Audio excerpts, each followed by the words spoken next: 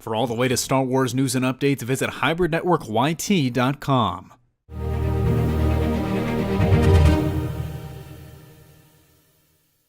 What's up guys, CJ here and welcome back to another all-new Star Wars video, this time a massive one, as a new leak might have just revealed a good chunk of The Last Jedi's plot. And first things first, I'll start by reminding everyone to take this with a grain of salt as always. This might be true, it might not be, and you should always really look at these things with a certain level of skepticism. Some of you might wonder why we report on these. Personally, I find them fun. They might be real, and in that case that's awesome. They might be fake, and even in that case I think it's hilarious to see what people come up with sometimes. But without further ado, let's dive right in. The plot was reportedly leaked by a former Lucasfilm marketing partner who is disgruntled as he's been let go by the company after a few months of working on the film. He says that a rough cut of the movie is already done, and many key people in the production have already seen it, including him, as he was reportedly heavily involved in the marketing for the movie. Kicking things off, reportedly the marketing campaign for the film is going to make you believe Luke actually went to the dark side, but that it's not the case in the film. In fact, he's just disenfranchised with the Jedi, and Rey is going to bring him back to the light over the course of the movie. Rey doesn't go to the dark side either, and she's not a Skywalker or a Kenobi, but is in fact a reincarnation of the first Force user. She's very in tune with her emotions according to the report, and that kind of colors her use of the Force in the film.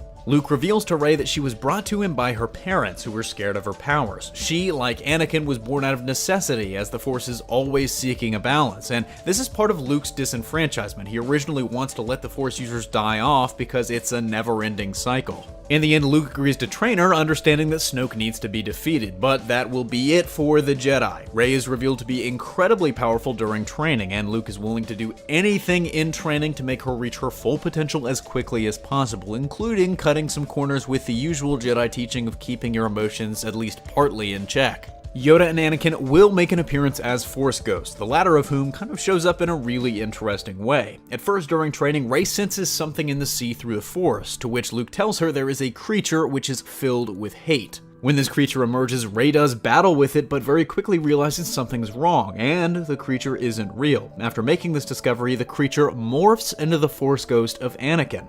This weird cave-like subplot aside, the Force ghosts do actually help in training, but they help more in shaping the future of the Jedi. Yoda admits that the Jedi were arrogant, but that they can't let the dark side be the only future for the galaxy. Anakin imparts to Rey that the Jedi keeping their emotions repressed was part of what led to their downfall. We also are going to see what happened to Luke's Jedi Academy and just how Kylo Ren destroyed it. Luke in his rage was actually about to strike the young Ben Solo down before sensing that someone else would come along to bring balance to the Force, so he left to seek answers for the Jedi's failings. Speaking of Kylo Ren, he's more unstable and apparently spends the vast majority of the film with Snoke. There's some tension between the two though, and Snoke doesn't seem to care that much for Kylo as the First Order is crushing the Resistance militarily, but more on that in a minute. Kylo's path tracing Vader's life eventually brings him to Ahch-To and Luke and Rey. While Kylo and Rey duel, the Knights of Ren, who the author describes as Kylo's guards, take on Luke but are literally instantly defeated.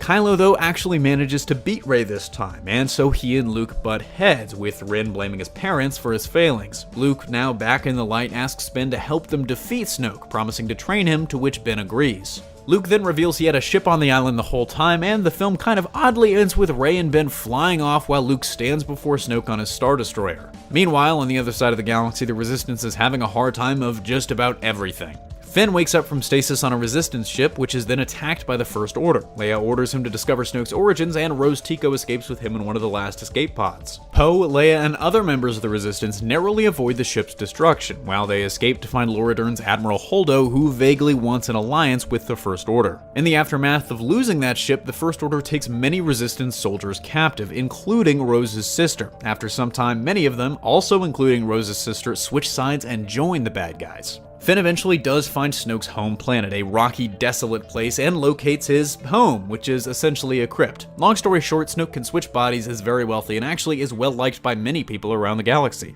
I'm gonna level with you, I don't really believe a word of this could possibly be true. I really definitely hope it isn't. I mean, this post was literally all over the place, and if it does happen to be true, I'm just hoping that this narrator was doing a really bad job of selling it. Let me know what you think down below, but that's going to do it for me here. Thanks for watching. Don't forget to smash that like if you like what you saw, subscribe for more great content every single day, and consider turning on your notifications to be alerted every time we upload a new video. Signing off, this is CJ, and I'll see you next time.